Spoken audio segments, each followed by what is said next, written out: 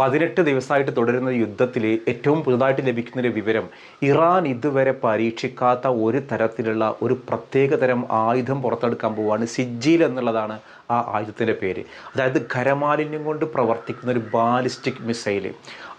അതുകൊണ്ട് ഒരു 2500-700 കിലോമീറ്ററുകൾ ദൂരം വരെ അത് പോകും. പിന്നെ അതിന് ഭയങ്കര 1000-ലധികം സ്ഫോടക വസ്തുക്കൾ ശേഖരിക്കാൻ കഴിവുള്ള അത്ര തരത്തിലുള്ളൊരു ബാലിസ്റ്റിക് മിസൈൽ. പിന്നെ അത് ഭൂമിയിലേക്ക് പതിക്കാൻ നേരത്തെ അതിന് സ്പീഡ് കൂടുന്ന തരത്തിലുള്ള, കാരണം ഇറാന് വികസിപ്പിച്ചതിൽ ഏറ്റവും വിനാശകരമായ ബാലിസ്റ്റിക് മിസൈലാണ് ഇനി തൊടുക്കാൻ പോവുക എന്നുള്ളതാണ് ഇറാൻ പറയുന്നത്. ഈ ലോകം എവിടെ ചെന്ന് അവസാനിക്കുന്ന അറിഞ്ഞുകൂടാ. കാരണം ഇതുവരെ നടന്ന യുദ്ധത്തിലൊക്കെ ട്രംപിന് മനസ്സിലായി ഇറാനെ തോൽപ്പിക്കാൻ പറ്റില്ല.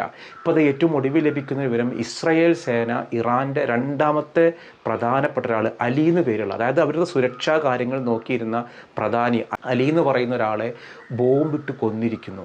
ഇറാനെ എങ്ങനെ തകർത്താലും ഇറാനെ ഫുള്ളായിട്ട് കീഴ്പ്പെടുത്താൻ പറ്റില്ല. അതിനൊരു കാരണമുണ്ട്. പണ്ട് സോവിയറ്റ് യൂണിയനും US-ഉം അമേരിക്കയും തമ്മിൽ ശീതസമരം നടക്കുന്ന ഒരു കാലത്ത് സോവിയറ്റ് യൂണിയൻ ഉണ്ടാക്കിയൊരു പദ്ധതിയാണ് ഡെഡ് ഹാൻഡ് എന്ന പേരുള്ളൊരു പദ്ധതി. അതായത് എങ്ങാണ്ട് അമേരിക്ക അണുവായുധം പ്രയോഗിച്ചിട്ട് സോവിയറ്റ് യൂണിയൻ്റെ നേതാക്കന്മാരെയും ഭരണാധികാരികളെയും തകർത്ത് കളഞ്ഞാൽ പിന്നെ ഇവർക്ക് സൈന്യത്തിന് കമാൻഡ് കൊടുക്കാൻ ആളുണ്ടാവില്ലല്ലോ. ആ സമയത്ത് തന്നെ നേച്ചുറലി കമാൻഡിങ്ങിന് കൊടുക്കുന്ന ഡെഡ് ഹാൻഡ് എന്ന് പറയുന്നൊരു സംവിധാനം യന്ത്രത്തിൽ ഉറപ്പിച്ച് വെച്ച് കാണും. ഇവിടെ എങ്ങാനും ബോംബ് വന്ന് വീണാൽ ഉടൻ അമേരിക്ക മുഴുവനും തകർക്കുന്ന രീതിയിലേക്ക് അണുവായുധങ്ങൾ സെറ്റ് ചെയ്ത് വെച്ചിക്കുക. ഇതറിയുന്ന അമേരിക്ക സോവിയറ്റ് യൂണിയനുമായിട്ട് അണുവായുധ കളി കളിച്ചിരുന്നില്ല.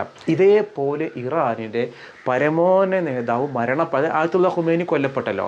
അപ്പോൾ അതാ ഇന്ന് അലി എന്ന് പേരുള്ള രണ്ടാമനും കൊല്ലപ്പെട്ടു. അങ്ങനെ ആര് കൊല്ലപ്പെട്ടാലും സൈന്യത്തിന് നിർദ്ദേശം കൊടുക്കാൻ മുകളിൽ നിന്ന് ഒരാൾ വേണ്ട. ഓരോ സൈന്യങ്ങളും ചെറു യൂണിറ്റുകൾ അവർക്ക് സ്വയം തീരുമാനിക്കാൻ ആദ്യമേ അവകാശം കൊടുത്തിട്ടുണ്ട്.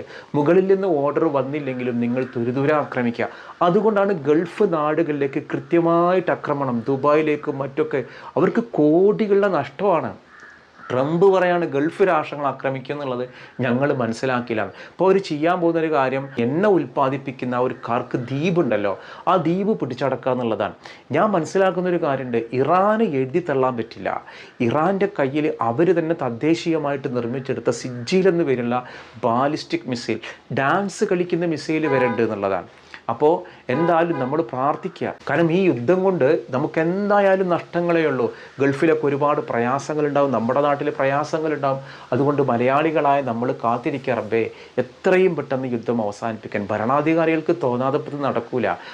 ട്രംപ് ഒരുപാട് രാജ്യങ്ങളെ സഹായത്തിന് വിളിച്ചു, നാറ്റോ രാജ്യങ്ങളെ. പക്ഷേ ഒരു രാജ്യവും ട്രംപിൻ്റെ കൂടെ ഒപ്പം നിൽക്കുന്നില്ല. കാരണം അവർക്ക് എങ്ങനെയെങ്കിലും ഈ യുദ്ധം വലുതാക്കണം. പക്ഷേ ഇറാനെ സംബന്ധിച്ചിടത്തോളം എത്ര വർഷം യുദ്ധം ജയിക്കുന്നു എന്നല്ല, ശത്രുവിൻ്റെ വിജയം അസാധ്യമാക്കുക, ശത്രുവിൻ്റെ യുദ്ധവിജയം ദുഷ്കരമാക്കുക, ഇതാണ് അവരെ ലക്ഷ്യം. അവർ മരിക്കാൻ അവർ തയ്യാറാണ്. അപ്പോൾ അവരെ പരമോ നേതാവ് ആയത്തുള്ള ഖുമൈനിയെ കൊന്നു. അതിലിപ്പോൾ ഒരു മകനുണ്ടല്ലോ മുജ്തബ, അയാളിപ്പോൾ റഷ്യക്ക് കൊണ്ടുപോയിക്കുകയാണ്. അയാളൊക്കെ കോമാ സ്റ്റേജിലോ കാലൊക്കെ മുറിച്ചു മാറ്റി വലിയ ഗുരുതരാവസ്ഥയിലാണ്. ഞാനത് ഇന്നാൾ വീഡിയോ പറഞ്ഞപ്പോൾ കുറേ പേര് തെറി വിളിച്ചു, നീ ആരടാ, കുറേ കാപ്പൂന്നൊക്കെ വിളിച്ച് കുറേ തെറിക്ക് കേട്ടു. എന്തതിൻ്റെ ആവശ്യം? സത്യമാണ് പറഞ്ഞത്. കുവൈത്ത് പത്രം പറയുന്നു അവരെ റഷ്യൻ സൈന്യം എടുത്ത് കൊണ്ടുപോയിക്കാണ് റഷ്യയിലേക്ക്. അവിടെ ഇപ്പോൾ കൊട്ടാരത്തിൽ എന്ത് ചെയ്താണ്, പ്രത്യേക ഡോക്ടർമാരെ പരിചരണം ചികിത്സയിലാണ്. ഇറാൻ്റെ ഓരോരുത്തരെ പിടിച്ച് കൊന്നാലും ഇറാനെ തകർക്കാൻ പറ്റില്ല. കാരണം അവരൊരു സിസ്റ്റം സോവിയറ്റ് യൂണിയൻ ഐഡിയ ഉണ്ടാക്കിയതുപോലെ ഒരു ഡെഡ് ഹാൻഡ് പോലെയുള്ള ഒരു സിസ്റ്റമാണ്. ഓരോ സൈന്യങ്ങൾ തകരുമ്പോഴും ചെറു സൈനിക യൂണിറ്റുകളിൽ നിന്ന് അതിക്രമണം ഉണ്ടാവും. അവർക്കൊരു സൈനിക കമാൻഡറുടെ ആജ്ഞ വേണമെന്നില്ല. എന്തായാലും നമ്മൾ പ്രാർത്ഥിക്കുക, പടച്ച റബ്ബേ പെരുന്നാളാണ് വരാൻ പോണത്, എത്രയും പെട്ടെന്ന് യുദ്ധം ഒന്ന് അവസാനിപ്പിക്കാൻ വേണ്ടിയിട്ട്. അപ്പോൾ ഇൻഷാ അല്ലാഹ് നമ്മുടെ ഖുർആൻ മത്സരമുണ്ട്. പ്രത്യേകം ഓർക്ക് ഇനി ആരും ഖുർആൻ മത്സരം അയക്കേണ്ടതില്ല. ഖുർആൻ മത്സരത്തിൻ്റെ വിജയികളെ നമ്മൾ പെരുന്നാൾ കഴിഞ്ഞിട്ട്, നമ്മുടെ പെരുന്നാൾ കഴിഞ്ഞിട്ട് ആറോമിൻ്റെ ഒരു പെരുന്നാളുണ്ടല്ലോ, അതിന് മുൻപ് ഇതുമായി മാത്രം ബന്ധപ്പെട്ടൊരു വീഡിയോ ഉണ്ടാക്കും. അതായത് ഇപ്പോൾ നമ്മൾ സാധാരണ എന്തെങ്കിലും സബ്ജക്റ്റിൻ്റെ വീഡിയോയിലാണ് ഖുർആൻ മത്സരം ഉൾപ്പെടുത്തുകയെങ്കിൽ ആ ഒരു മത്സരത്തിൻ്റെ റിസൾട്ട് പറയുമ്പോൾ റിസൾട്ടിൻ്റെ മാത്രം ഒരു വീഡിയോ ആയിരിക്കും. അത് മുൻകൂട്ടി പറയും. പിന്നെ സമ്മാനങ്ങളൊക്കെ സ്പോൺസർ ചെയ്ത ആളുകളൊക്കെ അവരവർ സ്പോൺസർ തുക അയച്ചു തന്നിട്ടുണ്ട്. അൽഹംദുലില്ലാഹ്, അള്ളാഹു അവർക്കൊക്കെ അർഹമായ പ്രതിഫലം കൊടുത്ത് അനുഗ്രഹിക്കണം. അവരുടെ ബിസിനസ്സിലൊക്കെ അള്ളാഹു ഹൈറും ബർക്കത്തും പ്രദാനം ചെയ്തതോടൊപ്പം അവരുടെ എല്ലാ കാര്യത്തിലും, വ്യക്തി ജീവിതത്തിലും ദാമ്പത്യത്തിലും ഒക്കെ സന്തോഷങ്ങൾ നൽകട്ടെ. നമ്മുടെ ഈ ഒരു ഖുർആൻ മത്സരത്തിന് വേണ്ടി സ്പോൺസർ ചെയ്ത, ഒന്നാം സമ്മാനം സ്പോൺസർ ചെയ്ത ഒരു നിയാസ് ഖത്തറിലുള്ള വടകരക്കാരനാണ്. രണ്ടാം സമ്മാനം സ്പോൺസർ ചെയ്ത നാസർ പെരിന്തൽമണ്ണക്കാരനാണ്, മൂപ്പര് ഒമാനിലാണ്. മൂന്നാം സമ്മാനം സ്പോൺസർ ചെയ്ത മുനീർ അയിരൂർ അവർ മലപ്പുറം അയിരൂരിലാണ്. 4ാം സമ്മാന ഷെഫിനെ ഞാൻ അവരെ കണ്ടിട്ടില്ല. അവർ ഈ ചാനൽ സ്ഥിരമായിട്ട് കാണുന്ന നമുക്ക് സബ്സ്ക്രൈബറാണ്. ഇവരാണ് നമുക്ക് സമ്മാനം സ്പോൺസർ ചെയ്തത്. ഇവർക്കൊക്കെ വേണ്ടി നിങ്ങൾ പ്രാർത്ഥിക്കണം. അപ്പോൾ ഇൻഷാ അല്ലാഹ് നമുക്ക് ഇന്നത്തെ മത്സരാർത്ഥികളൊന്ന് പരിചയപ്പെടാം.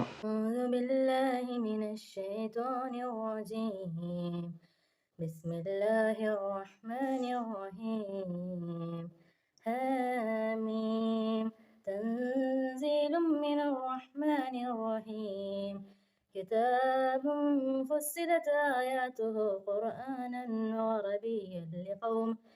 عربيا لقوم يعلمون بشيرا ونذيرا فأعرض أكثرهم فهم لا يسمعون وقالوا قلوبنا في أكنة مما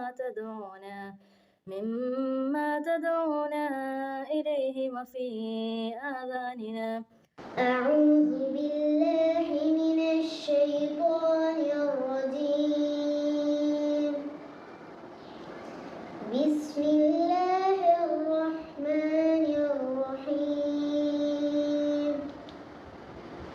لا أقسم بيوم القيامة ولا أقسم بالنفس اللوامة أيحسب الإنسان أن لن نجمع عظامه بلى قادرين على أن نسوي بنانه بل يريد الإنسان ليفجر أمامه.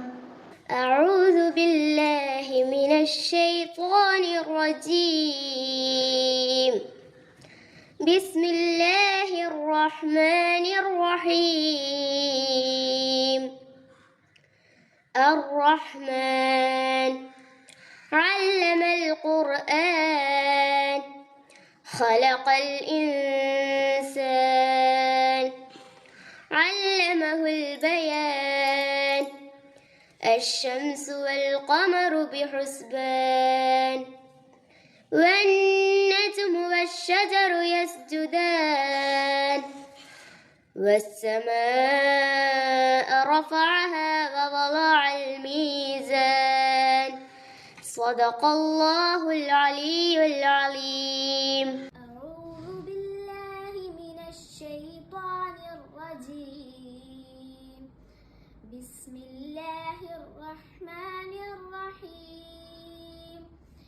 الحمد لله رب العالمين الرحمن الرحيم مالك يوم الدين إياك نعبد وإياك نستعين اهدنا الصراط المستقيم صراط الذين أنعمت عليهم غير المغضوب عليهم ولا الضالين آمين.